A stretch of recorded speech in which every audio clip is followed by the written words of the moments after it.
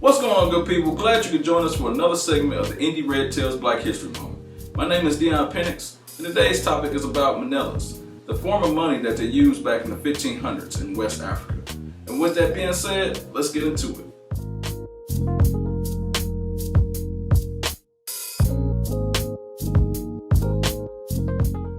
Manillas are a form of money, usually made of bronze or copper, which were used in West Africa.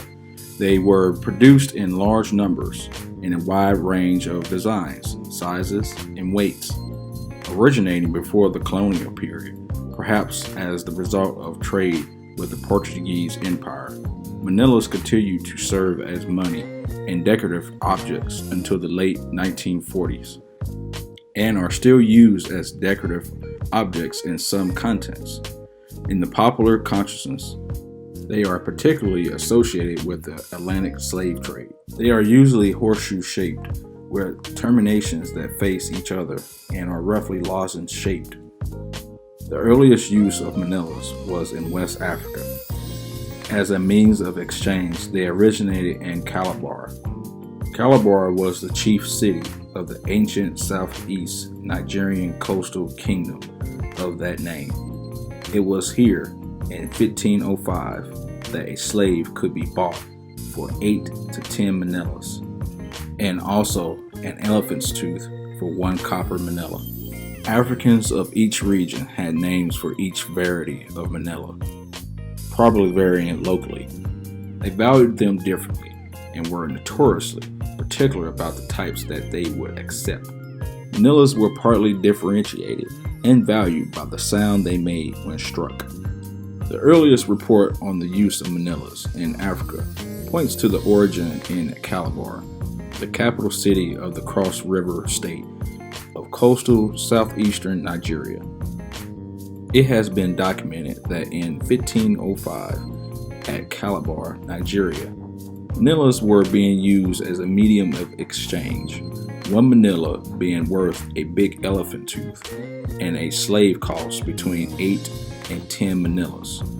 They were also in use on the Benin River in 1589, and again in Calabar in 1688, where Dutch traders bought slaves against payment in rough gray copper armlets, which they had to be very well made or they would be quickly rejected. Although gold was the primary and abiding merchandise sought by the Portuguese, by the early 16th century, they were participating in the slave trade for bearers to carry manillas to Africa's interior, and gradually manillas became the principal money of this trade.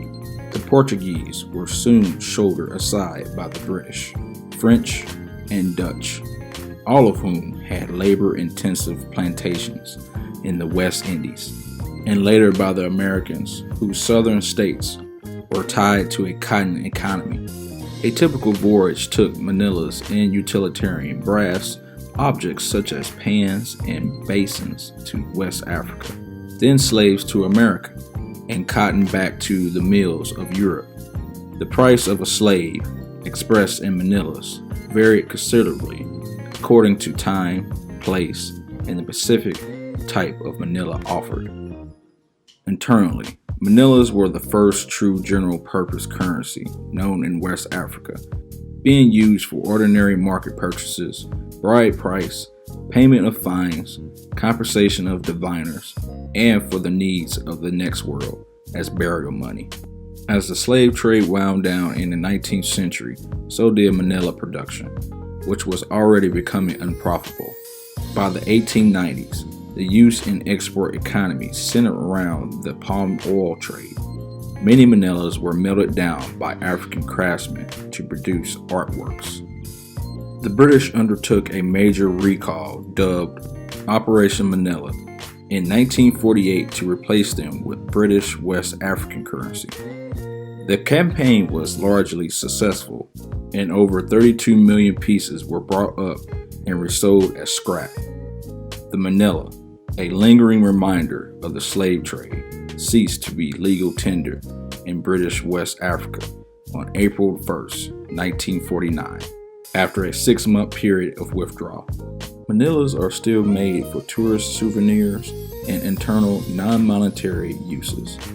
They are often made of more modern metals such as aluminum, but the designs are still largely traditional ones.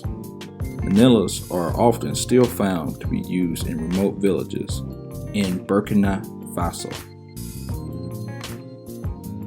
Alright, that wraps up another segment of the Indie Red Tails Black History Moment. Hope you guys enjoyed it. I just wanted to kind of bring something a little different to you guys, instead we're just talking about people and stuff like that. And it's cool to talk about people, but I want to kind of broaden it. We'll talk about items in Africa, things that maybe we don't know about and knowing about ourselves, you know what I'm saying? So stay tuned for more of that. And as always, applied knowledge is power. Thank you guys for watching.